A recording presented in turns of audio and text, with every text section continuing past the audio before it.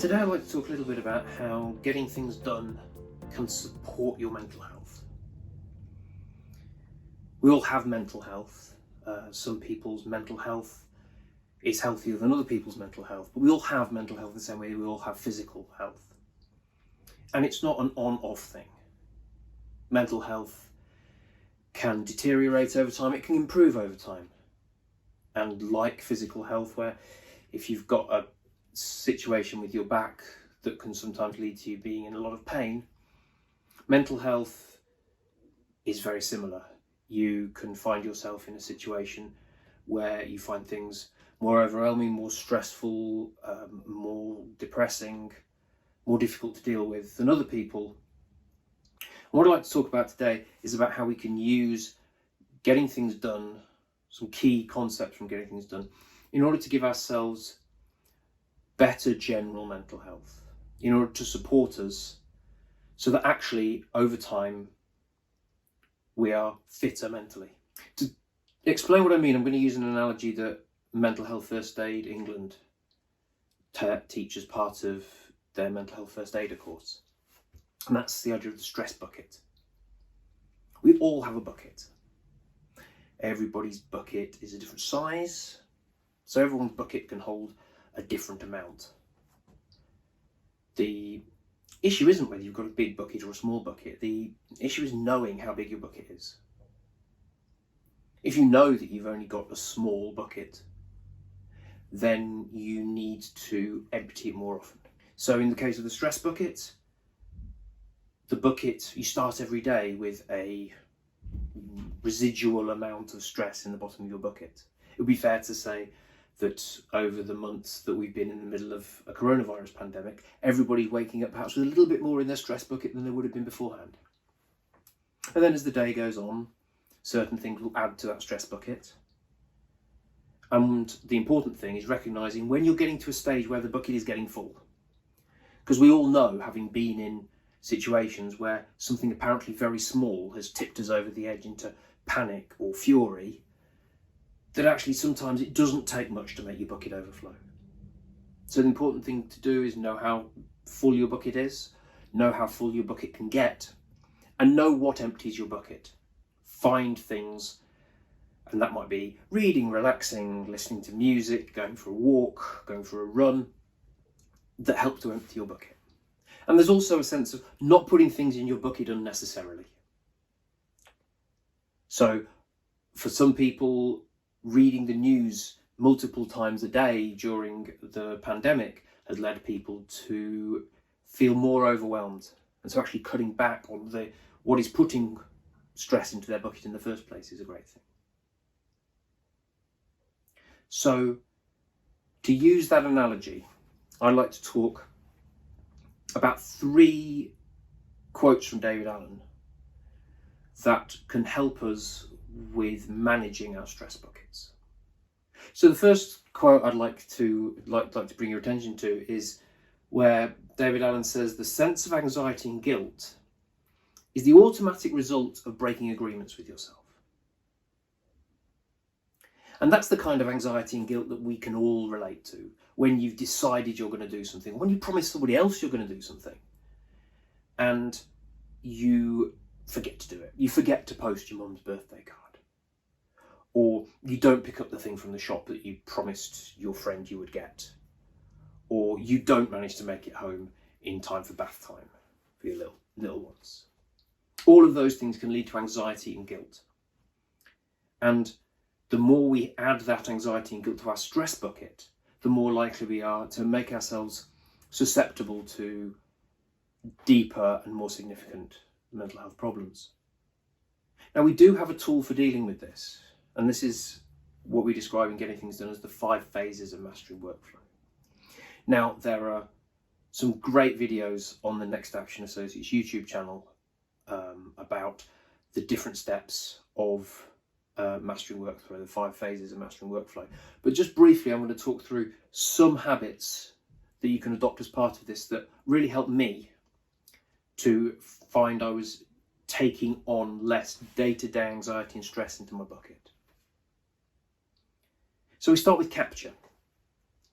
Don't keep things in your head. If something has your attention, write it down. It doesn't mean you have to do something about it, but just put it somewhere where you know you will then be able to make decisions about it later. Is a huge relief to know that you're not carrying around all these things that I really mustn't forget, I really mustn't forget, I really mustn't forget. Then give yourself time to clarify it. This is great because once you've captured all that stuff, you can sit down and say, what am I going to do about this, if anything? None of those things are commitments yet. This is the point at which you decide, actually, am I going to agree to do this thing for this person, or actually do I not have time yet? And you can make those decisions not in the spur of the moment, but with some consideration. You can then organise those things that you committed to do so that you are reminded about them at an appropriate time. So things you need to buy to shop, go on a shopping list. Things that you need to do when you're at your computer, go on a list when you're at your computer. And never the twain shall meet. You need to build in time to reflect, to look at everything you've committed to renegotiate potentially some things that you've committed to that you now realise that you can't do, to understand to what degree your system is working for you, and to check in on maybe some projects that you're working on that maybe haven't moved. Maybe you need to think about if there's something else that you need to give them. But giving yourself that time and that space in particularly is a fantastic way of getting your brain out of the reactive nitty-gritty that we find ourselves in day to day, which can be hugely, hugely stressful. And all of this is to serve this ability to engage completely with whatever it is you've decided to do, knowing that it's the right thing to be doing, knowing that actually I'm going to make this video right now because it's the important thing for me to do right now, but later on I'm going to be able to sit and play video games with my little boy because I know I'm not going to have anything else to do. It's going to be the right choice that I'm making because I've gone through all the other steps. So capture, clarify, organise, reflect and engage. 5 steps, 5 phases, 5 habits that can really help support not taking too much into your bucket. The next quote from David that I think is really relevant to this topic is, he says, if you don't pay attention to what has your attention, it will take more of your attention than it deserves.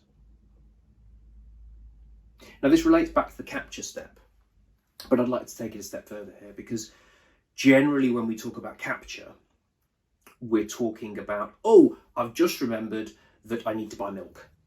Write down buy milk, and then it's captured so that when you can then clarify it into your system and so on and so forth.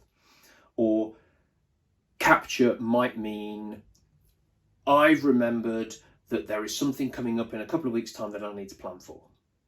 And you write it down, it gets it off your mind. The other thing though that I think we can capture and that often doesn't get talked about in this context is the stuff that comes out of our brain that we're actively working on or thinking about. So to give you an example, a few weeks ago I was writing an email and it was an important email, and it was an email to a reasonably important person, and I wanted to be very careful about how I worded it. I think particularly at the moment in the situation that we're in society, there's a certain sensitivity that I felt I needed to take into account when I was writing this email. And I overthought that email an incredible amount. I was thinking about it in the shower, I was thinking about it when I was making my lunch, I was thinking about it when I was trying to get to sleep at night, I was thinking about it when I woke up at 3 o'clock in the morning. And in the end, I just sat down and captured what was going on in my head.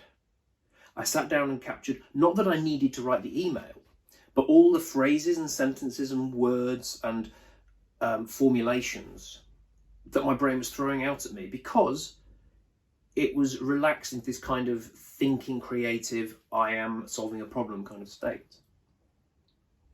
Because I was overthinking it so much, I was actually starting to talk myself out and second guessing myself and starting to really, really become quite anxious about the content of this email.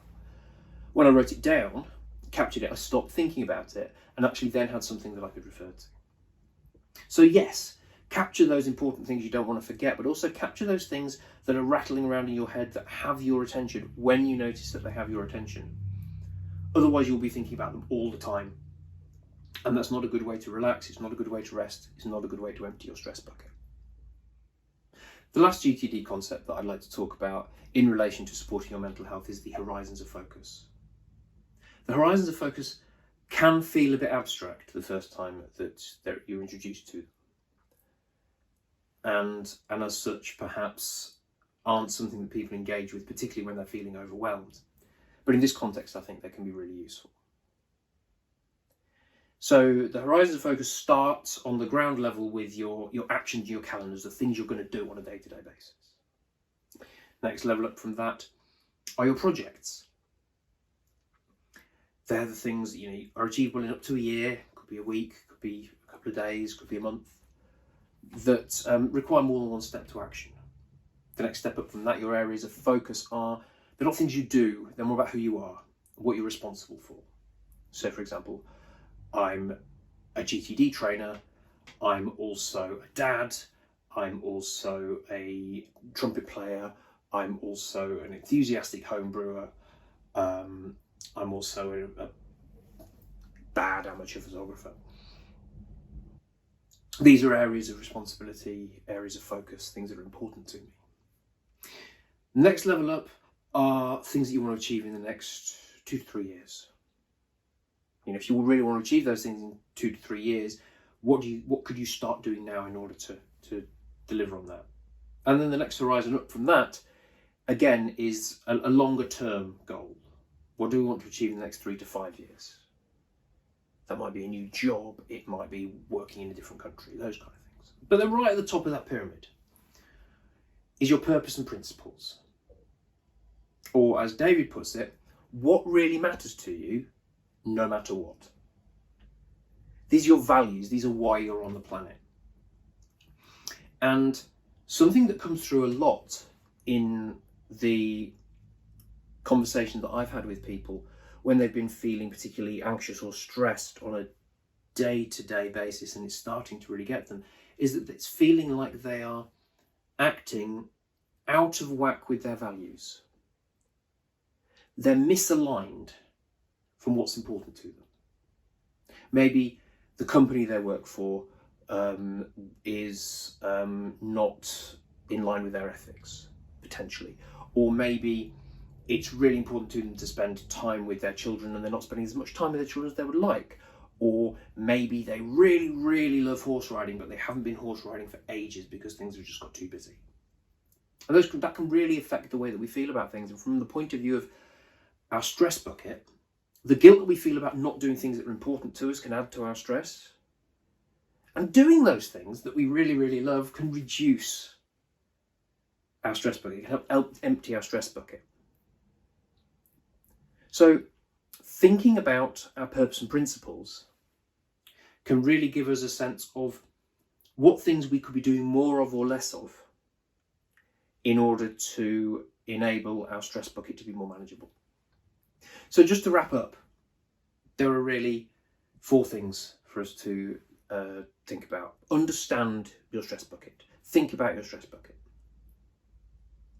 Know how big it is, know what fills it, and most importantly, know what empties it.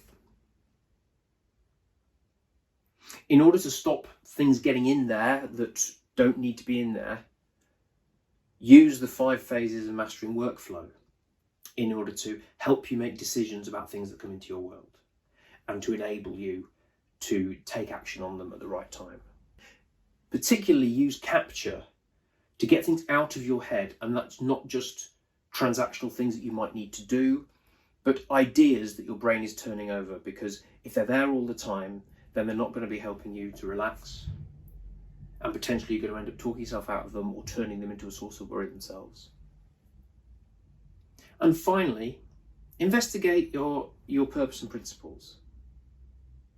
Think about what's really, really important to you, because that will both help you to understand what's getting into your bucket, but also how to empty your bucket out. I'm going to stop saying bucket now. I appreciate I've said it often enough that it's probably lost all meaning. Thanks for listening. I hope this has been useful. My name's Tim. I'll see you again soon.